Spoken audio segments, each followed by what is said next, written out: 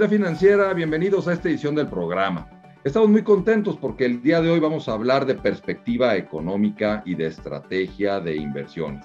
Y para ello nos acompaña el experto Ricardo del Valle, quien es socio de Stratos Asesores, que se encarga perfectamente de asesorar justamente a clientes para que tengan una buena estrategia de inversión. Ricardo, muy buenas tardes, bienvenido a Aldea Financiera. Muchas gracias, Roberto. Te agradezco la invitación a este programa. La verdad es que quiero reconocer que es un programa que deja mucho en la sociedad de empresarios y inversionistas. Esta educación financiera es bien importante porque hay que hacer mucha conciencia del manejo financiero en los negocios y en el patrimonio, ¿no? Para optimizar el patrimonio. El patrimonio se hace a través de los años con mucho esfuerzo y qué importante es dedicarle recursos, dedicarle tiempo.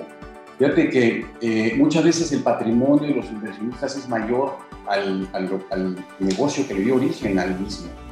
Por ello es importante blindarlo, protegerlo, cuidarlo, pero hay que dedicarle tiempo y recursos. Es más, se debe ver como una entidad de negocio independiente en la que se deben establecer metas, objetivos y ir vigilando precisamente que esas metas y objetivos se vayan cumpliendo. Así que te felicito por tu programa, creo que hacen muy buena labor. Muchísimas gracias por eso y de verdad que estamos muy contentos y sobre todo el día de hoy que tenemos a una personalidad del mundo de las inversiones y del mundo de las finanzas como tú. Y para que te conozca un poco más la comunidad de Aldea Financiera, me gustaría iniciar esta entrevista preguntándote un poco quién es Ricardo del Valle, su trayectoria, su propósito de vida. Con mucho gusto, Roberto. Mira, de manera breve te comento, soy asesor financiero desde hace 33 años.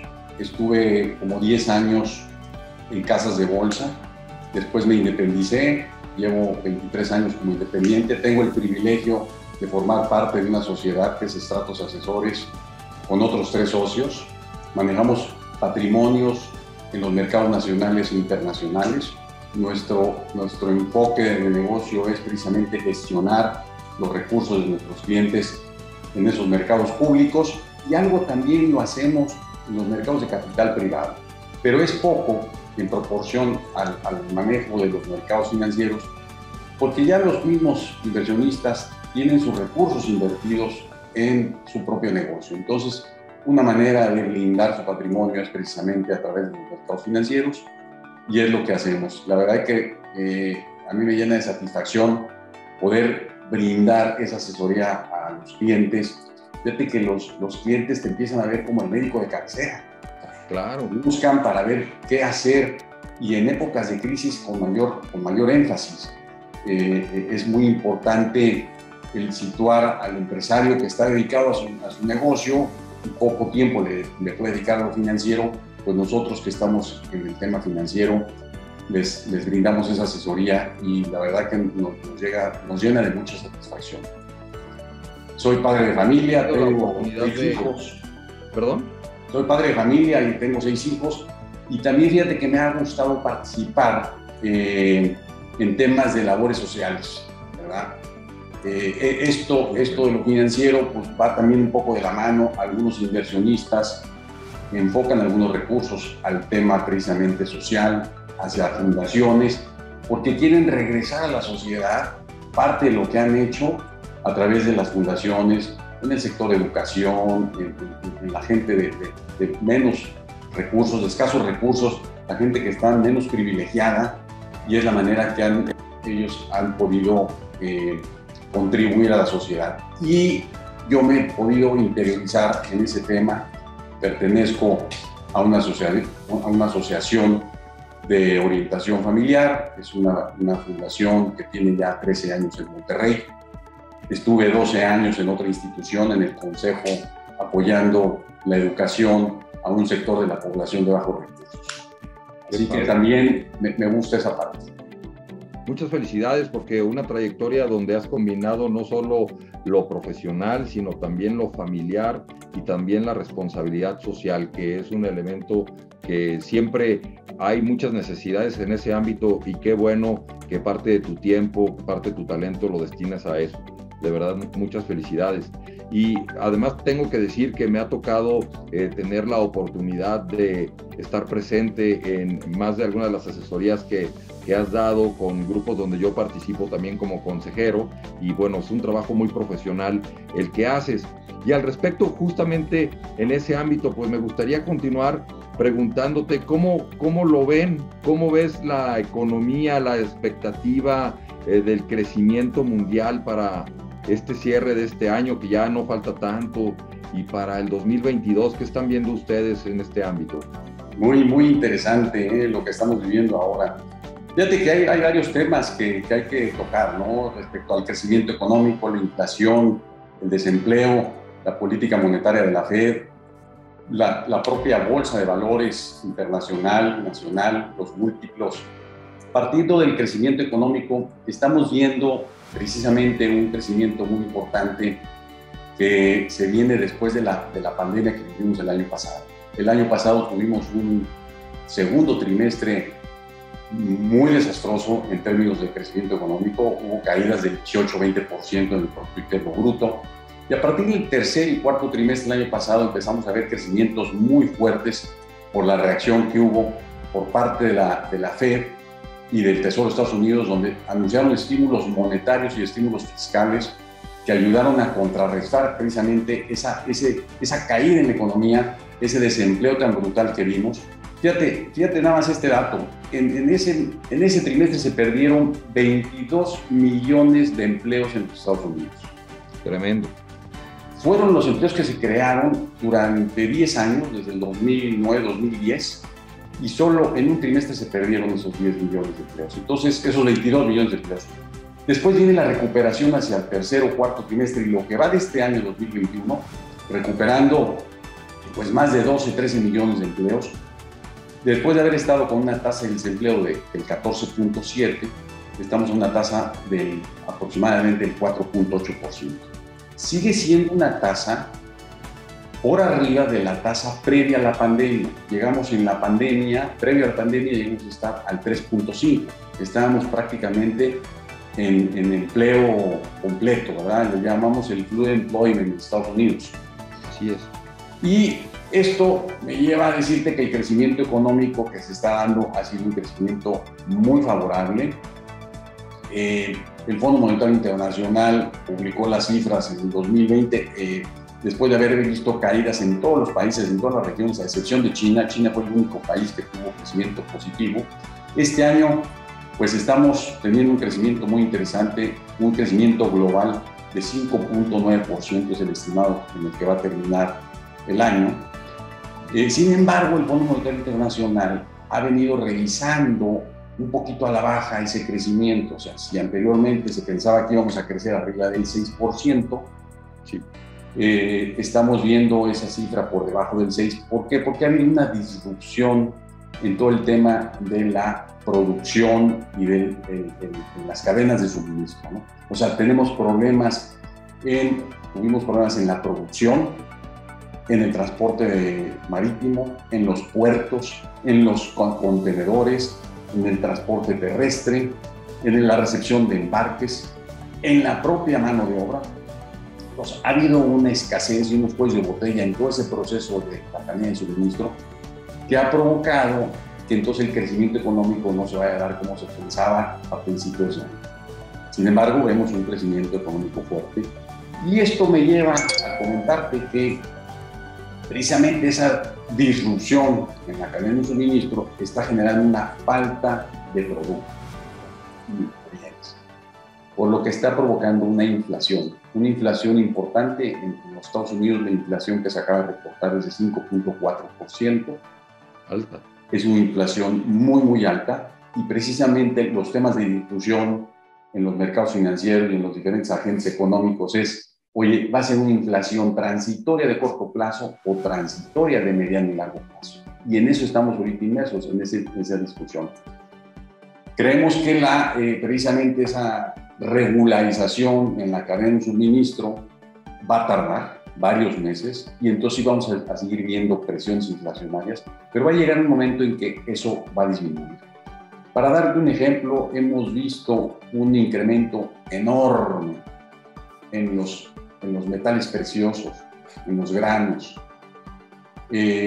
Vimos crecimientos en el aluminio, en el acero, en el zinc, en diferentes materias primas de más del 100% en el último año, en los últimos 12 meses. Sí, ha sido impresionante. Y también, por ejemplo, el crecimiento en precios de los fletes entre continentes. Hemos visto crecimientos desde el 200, 300% hasta el 700 y 800% en el costo de los fletes. Todo esto está empujando la inflación al alza. Entonces, para que se regularice la inflación, pues necesitamos que la cadena de suministro tome un mejor curso, se estabilice, y entonces podamos ver a la Fed actuando en ese sentido. La Fed ha estado haciendo énfasis en que es una inflación transitoria. Anteriormente decía que era de corto plazo, ahora habla de que puede ser un poquito más prolongada, y tiene un mapa muy claro de acción. Ellos, como tú sabes, la Reserva Federal está inyectando a la economía americana $120 mil millones cada mes en la compra de activos financieros, compra de bonos. Y lo que están por anunciar próximamente es disminuir ese monto. O sea, van a seguir inyectando liquidez a los mercados, bueno, y al sistema financiero. Eso al final se traduce en inyectarle dinero a la economía. Van a reducirlo quizá de 120 mil hacia 80 mil millones y hacia 60 mil, y así van a ir reduciendo la cantidad para que a lo largo del 2022 terminen de comprar activos financieros y ya no estén inyectando liquidez. Esto será algo que irá de la mano con el crecimiento económico y con la inflación para ver qué velocidad le dan a esa disminución de comprar activos. Posteriormente le darán un poco de tiempo para iniciar el ciclo de alza de tasas de interés.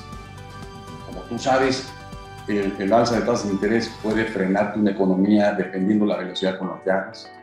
Y por esa misma razón, Jerome Powell ha insistido en que será algo muy paulatino y podría verse a finales de 2022 o principios de 2023. Esa pequeña alza gradual de tasas que hoy en día están en 0%, se estaría yendo al punto 25 y posteriormente al punto 50 y así sucesivamente. ¿Para qué? Todo esto es para frenar la inflación, ¿verdad? Que no sea una inflación. Fíjate algo bien interesante, la Fed a veces con el propio discurso ya manda señales y antes de actuar, entonces empieza a surtir efecto las señales que manda y entonces puede empezar a contener la inflación. Sin embargo, ahorita el problema es esto en lo que he insistido tanto, es en la cadena de suministro, que ha hecho que ha escaseado los productos y los bienes en la economía, ¿no? En la economía mundial. Buenísimo. Fíjate que este es un elemento muy importante porque las bolsas, en general los mercados se han mostrado muy atentos a todas estas señales que bien dices que la Fed va señalando en sus discursos, en las distintas apariciones de los representantes de la Fed ante los medios, ante las reuniones del Comité Abierto de la Reserva Federal. Pues los mercados se portan pues muy atentos a lo que ahí surja. La inflación pues es un elemento que se cuida mucho, nuestro país no es ajeno a eso y se ha visto en los mercados. Sin embargo, bueno, en ese sentido, ¿cómo ven ustedes los mercados financieros? En días pasados pues hemos visto algo de volatilidad, pero luego recuperan y vemos máximos históricos de nuevo. ¿Cuál es la perspectiva que están viendo ustedes hacia el final del año y probablemente para el 2022? Y fíjate que como tú sabes, nosotros seguimos mucho las bolsas internacionales por su valor de capitalización, ¿verdad? La bolsa mexicana es una bolsa muy pequeña, de pocas empresas listadas, y realmente lo que manda en los mercados internacionales son las bolsas internacionales, como es el caso del Standard & Poor's, del Dow Jones, de la bolsa del Nasdaq, que tienen altos valores de capitalización, muchas empresas listadas. Por darte un ejemplo, la bolsa mexicana, el valor de capitalización es de menos de $300 mil millones. Tan solo hoy, que estuvo muy anunciado, el valor de capitalización de Tesla es de $1 trillón. ¡Wow! ¿Sí? sea, para que te des una idea, vale la tercera parte, toda la bolsa mexicana, que una emisora del mercado norteamericano, ¿verdad? Qué barbaridad. Entonces, en ese sentido, además de que los patrimonios de nuestros inversionistas están invertidos muy expuestos a los mercados internacionales, el Standard & Poor's hoy está en 26 veces el múltiplo precio-utilidad. Este es un indicador muy interesante porque te dice el número de años hacia adelante en que se puede recuperar la inversión. Este es a múltiplo conocido, o sea, utilidades conocidas, sin considerar el crecimiento que van a tener las utilidades de las empresas hacia el año siguiente. Correcto. Año con año. Por ejemplo, la utilidad esperada para el cierre de año es de 20% de incremento. La utilidad esperada de las empresas, en promedio de las empresas del Standard & Poor's, 20% de crecimiento. De acuerdo. Entonces, te digo esto del múltiplo porque es muy importante para ver un poquito la perspectiva hacia adelante. El promedio de los últimos 10 años del múltiplo del Standard & Poor's ha sido de cerca de 20 veces. Entonces, sí estamos caros con respecto al promedio de los últimos años. Nada más que hay una diferencia en que las tasas de interés hoy en día están sumamente bajas y entonces, ante una tasa baja, tienes una bolsa cara. De acuerdo. Ante una perspectiva de que las tasas puedan subir en los próximos 2 años, un múltiplo de 26 veces suena caro. Entonces, ¿qué debe suceder? Tiene que abaratarse ese múltiplo. ¿Y cómo se abarata? Suben las utilidades de las empresas o se ajusta el precio de las acciones o una combinación de las dos. Entonces, nosotros creemos que se va a dar una combinación de las dos. Va a crecer las utilidades de las empresas, va a haber una consolidación de múltiplos, pero vamos a ver crecimientos mucho más moderados en los próximos 2-3 años en las bolsas. Ya tan solo en el 2019 la bolsa de Estados Unidos, el Standard & Poor's, rindió el 20%. En el 2020 rindió el 17%. En este año llevamos el 22% de rendimiento. Y todavía no terminamos. Entonces, ha habido 3 años consecutivos de rendimientos muy interesantes. Esos rendimientos ya no los vamos a ver de manera de índice. Sí los vamos a ver en algunos sectores y precisamente ese es nuestro trabajo. Encontrar los sectores que tienen mayor potencial, que tienen mayor crecimiento ante un escenario como el que estamos viendo. ¿Y qué sectores son los que ustedes están viendo más atractivos en este momento? En este momento, mira, el sector financiero es un sector que seguirá teniendo muy buena perspectiva porque es un sector donde el alza de tasas de interés le juega a favor. Los márgenes de los bancos comerciales en Estados Unidos empiezan a tener mayores utilidades precisamente por la diferencia en tasa activa-pasiva. Eso es un sector en el que hay que estar. Y además, ante una economía fuerte, también desplaza mayor volumen de créditos. Y otro sector que siempre veremos con muy buena perspectiva es el sector tecnológico. El sector tecnológico, hoy en día, la tecnología se usa en todos los sectores de la economía. En todos los sectores está inmersa la tecnología. Entonces, es un sector creciente, con mucho potencial, y es un sector que se paga caro, efectivamente. ¿Por qué? Porque es un sector que le llaman de crecimiento.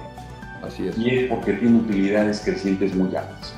Hay que escoger muy bien las empresas en las que hay que estar invertido porque habrá unas muy caras y que ya no tengan la perspectiva hacia adelante que tuvieron en los últimos años. Entonces hay que ser muy selectivo, pero de manera general el sector tecnológico también se ve con muy buen potencial. Otro sector que ha tenido muy buen desempeño es el sector energético por el incremento en precios del petróleo, ¿verdad? Creemos que continuarán, pero de manera más moderada. Y el otro sector, el sector salud, ¿verdad? También creemos que continuará con buenos crecimientos. La población cada vez envejece más tarde, entonces la vida promedio de las personas es de muchos más años y requieren más servicios de salud. Sectores como consumo serán sectores muy defensivos y otros sectores ya más específicos como todo el tema de automatización, el tema de automóviles eléctricos, todo eso, energías limpias, también les vemos buena perspectiva, nada más que hay muchas empresas y hay que ser muy profundos en los estudios de análisis para seleccionar adecuadamente las empresas que podrán tener éxito en esos sectores.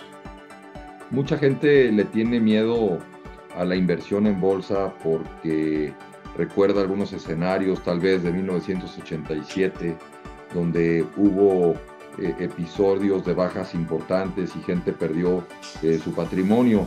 Digamos que en términos coloquiales se dice que pues ya le soplan al jocoque, ¿no? Ya les da un poquito de miedo. ¿Qué dirías de cómo ha evolucionado los mercados y la gente que todavía tiene miedo ante un escenario de bajas tasas de interés en nuestro país y en todo el mundo, en donde el inversionista que está acostumbrado a inversiones de bajísimo riesgo, como pudieran ser bonos gubernamentales o en México el CETE, tal cual, ¿qué le dirías como para alentarlos de manera que pudieran explorar alternativas interesantes como la que representan los mercados financieros a través de las acciones?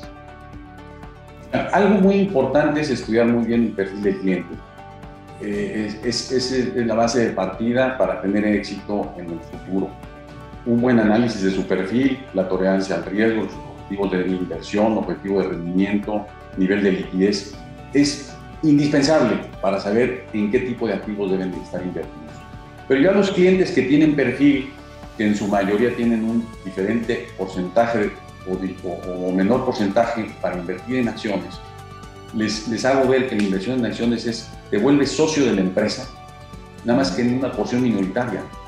Pero es volverte socio de una empresa exitosa. Si has seleccionado una buena empresa porque tiene buena administración, es una empresa exitosa en el sector en el que está, es un buen sector, es líder del sector, tiene buenos márgenes, tiene buenos crecimientos en sus utilidades, tiene buena expansión de múltiplos, entonces uno se vuelve socio y lo único es que no tienes voto en la estrategia de la empresa, pero te vuelves un socio minoritario del negocio.